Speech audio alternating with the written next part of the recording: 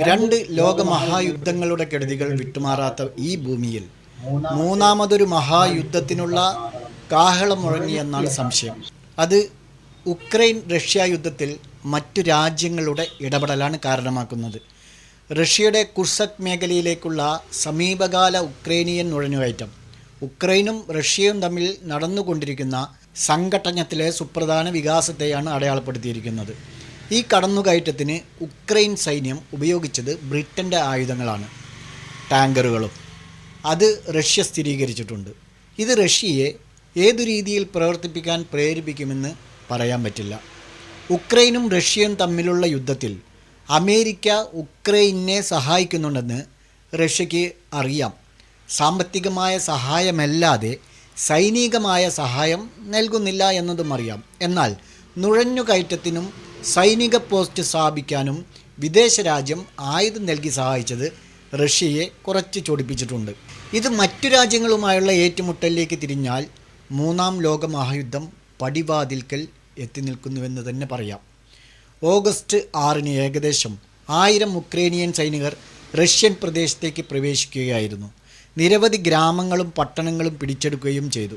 രണ്ടാം ലോക മഹായുദ്ധത്തിനു ശേഷം റഷ്യയിലേക്കുള്ള ആദ്യത്തെ വിദേശ കടന്നുകയറ്റമാണ് ഈ നടത്തിയ നീക്കം. അതിൻ്റെ തന്ത്രപരമായ പ്രത്യാഘാതങ്ങൾ, അനന്തരമായി ഉണ്ടാകാൻ സാധ്യതയുള്ള ദൂഷ്യഫലങ്ങൾ, ഭൗമരാഷ്ട്രീയ ഭൂപ്രകൃതിയിൽ വിശാലമായ സ്വാധീനം എന്നിവയെക്കുറിച്ച് നിരവധി ചോദ്യങ്ങൾ റഷ്യ ഭരണകൂടത്തിന് മുമ്പിൽ ഇപ്പോൾ തന്നെ ഉയർന്നിട്ടുണ്ട്.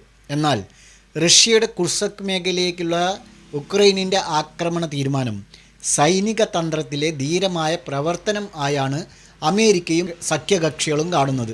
സംഘർഷത്തിൻ്റെ തുടക്കം മുതൽ തന്നെ ഉക്രൈൻ ആദ്യമായി തങ്ങളുടെ പ്രദേശം സംരക്ഷിക്കുന്നതിലും റഷ്യൻ സൈന്യം കൈവശപ്പെടുത്തിയ പ്രദേശങ്ങൾ തിരിച്ചു പിടിക്കുന്നതിലും അതീവ ശ്രദ്ധ കേന്ദ്രീകരിച്ചിരുന്നു. എന്നാൽ റഷ്യൻ മണ്ണിലേക്ക് നേരിട്ട് പോരാട്ടം നടത്താൻ ഉക്രൈൻ ഇപ്പോൾ ശക്തമാണെന്ന് കാണിക്കാൻ അതിനുവേണ്ടിയുള്ള ശ്രമത്തിൻ്റെ ഭാഗമാണ് ഈ നുഴഞ്ഞുകയറ്റം. ഉക്രൈൻ ഒറ്റയ്ക്കല്ല എന്നതിന് തെളിവ് കൂടിയാണത്. ഉക്രൈനിൻ്റെ ഈ യുദ്ധതന്ത്രത്തിലെ മാറ്റം റഷ്യയെ അതിൻ്റെ സൈനിക കണക്കുകൂട്ടലുകൾ പുനഃപരിശോധനയ്ക്ക് വിധേയമാക്കുമെന്ന് ഉറപ്പാണ്. ഇതുവരെ നടത്തിയ യുദ്ധതന്ത്രമായിരിക്കില്ല ഇനി ഇവിടെ നിന്നങ്ങോട്ട് എന്നും ഉറപ്പാണ്.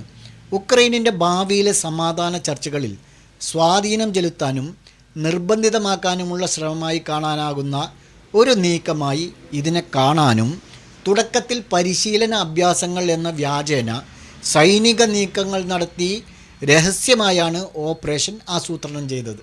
ആക്രമണം ആരംഭിക്കുന്നതിന് ദിവസങ്ങൾക്ക് മുമ്പ് മാത്രമാണ് മുതിർന്ന ഉക്രൈനിയൻ സൈനിക ഉദ്യോഗസ്ഥരെ പോലും ഈ ഒരു പദ്ധതിയെക്കുറിച്ച് അറിയിച്ചത്. ആശ്ചര്യപ്പെടുത്തുന്ന ഈ ഘടകം ഉക്രൈനിൻ്റെ തന്ത്രത്തിൻ്റെ ഒരു പ്രധാന ഘടകം തന്നെയാണ്.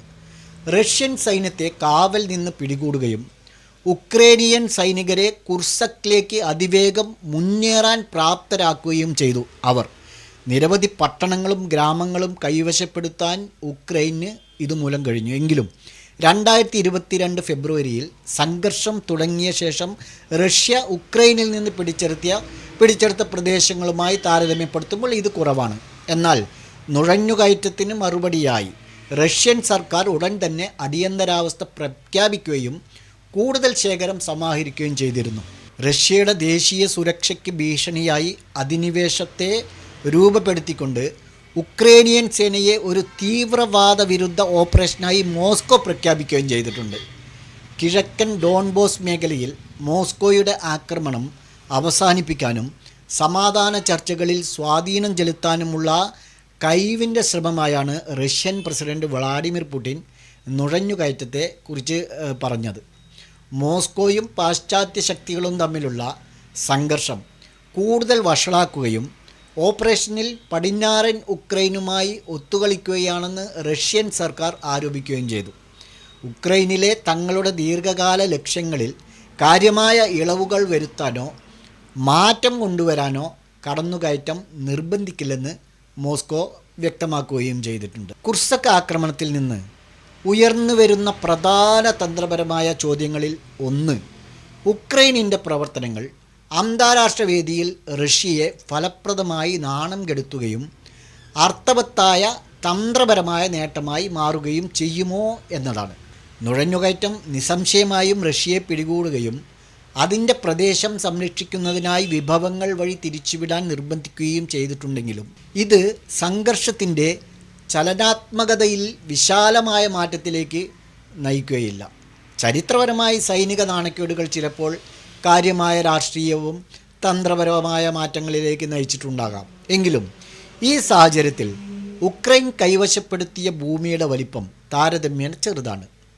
നുഴഞ്ഞുകയറ്റം ഉക്രൈനിൻ്റെ ദീർഘകാല ലക്ഷ്യങ്ങളെക്കുറിച്ചും ചോദ്യങ്ങൾ ഉയർത്തുന്നുണ്ട് എന്നത് മറുവശം.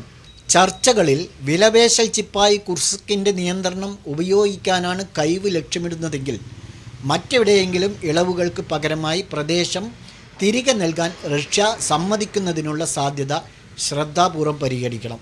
സപോറിസിയ, ഡോൺബാസ് എന്നീ തന്ത്രപ്രധാനമായ പ്രദേശങ്ങൾ ഉൾപ്പെടെ റഷ്യ ഇതിനകം തന്നെ പിടിച്ചെടുത്തിട്ടുണ്ട്.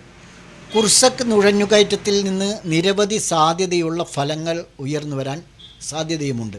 കിഴക്കൻ യുക്രൈനിലെ പ്രവർത്തനങ്ങളിൽ നിന്ന് കാര്യമായ വിഭവങ്ങൾ വഴി തിരിച്ചുവിടാൻ റഷ്യയെ നിർബന്ധിതരാക്കുന്ന നീക്കമാണ് കുർസക്കിലെ ഈ നുഴഞ്ഞുകയറ്റം. ഇത് ഡോൺബാസിലെ റഷ്യൻ സേനയെ ദുർബലപ്പെടുത്തുകയും ഉക്രൈനിന് നഷ്ടപ്പെട്ട കൂടുതൽ പ്രദേശങ്ങൾ വീണ്ടെടുക്കാനുള്ള അവസരങ്ങൾ സൃഷ്ടിക്കുകയും ചെയ്യും. പകരമായി റഷ്യയ്ക്ക് കൂടുതൽ സൈനികരെയും വിഭവങ്ങളെയും സമാഹരിച്ച് പ്രത്യാക്രമണം നടത്താനും ഉക്രൈനിയൻ സേനയെ കുർസ്കിൽ നിന്ന് പുറത്താക്കാനും പ്രദേശത്തിൻ്റെ നിയന്ത്രണം ശക്തിപ്പെടുത്താനും കഴിയും. ഈ സാഹചര്യത്തിൽ ഉക്രൈനിൻ്റെ നുഴഞ്ഞുകയറ്റത്തെ വിലയേറിയൊരു വാതുവെപ്പായി കണക്കാക്കാം. പരിഗണിക്കേണ്ട മറ്റൊരു നിർണായക ഘടകം എന്ന് പറയുന്നത് വിശാലമായ ഭൗമരാഷ്ട്രീയ ഭൂപ്രകൃതിയിൽ കുർസ്ക് ആക്രമണത്തിൻ്റെ സാധ്യതയുള്ള ആഘാതമാണ്. 2025 വരെ പോരാട്ടം തുടർന്നാൽ വരാനിരിക്കുന്ന US പ്രസിഡന്റ് തിരഞ്ഞെടുപ്പിൽ ഇതൊരു പ്രധാന പ്രശ്നമായി മാറും. ഉക്രൈനിനുള്ള ബൈഡൻ ഭരണകൂടത്തിൻ്റെ പിന്തുണയും അതിൻ്റെ വിദേശ നയത്തിൻ്റെ ആണിക്കല്ലാണ്.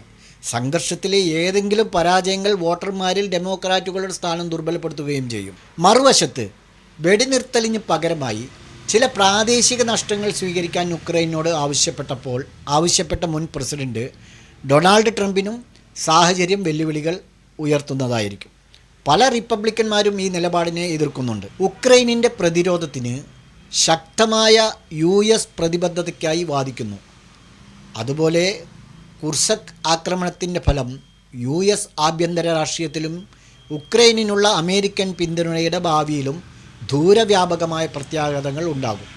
കടന്നുകയറ്റത്തിൻ്റെ തന്ത്രപരമായ പ്രത്യാഘാതങ്ങൾ യുദ്ധക്കളത്തിലും വിശാലമായ ഭൗമരാഷ്ട്രീയ പശ്ചാത്തലത്തിലും വരും ആഴ്ചകളിലും മാസങ്ങളിലും സാഹചര്യം എങ്ങനെ വികസിക്കും എന്നതിനെ ആശ്രയിച്ചിരിക്കും. ഉക്രൈനും റഷ്യയും മത്സരിക്കുന്ന പ്രദേശങ്ങളുടെ നിയന്ത്രണത്തിനായി പോരാടുന്നത് അവർ തുടരുമ്പോൾ കുർസക് ആക്രമണം ഒന്നുകിൽ സംഘടനത്തിലെ ഒരു വഴിത്തിരിവായി മാറും, അല്ലെങ്കിൽ ചെലവേറിയ തെറ്റായ ഒരു കണക്കുകൂട്ടലായി മാറും. യുക്രൈൻ, റഷ്യ, വിശാലമായ ആഗോളക്രമം എന്നിവയുടെ ഭാവിയിൽ ദൂരവ്യാപകമായ പ്രത്യാഘാതങ്ങൾ ഉണ്ടാക്കുമെന്നതിനാൽ യുദ്ധത്തിൻ്റെ ഈ പുതിയ ഘട്ടത്തോട് ഇരുപക്ഷവും എങ്ങനെ പ്രതികരിക്കുന്നുവെന്ന് അന്താരാഷ്ട്ര സമൂഹം സൂക്ഷ്മമായി നിരീക്ഷിച്ചു വരികയാണ്.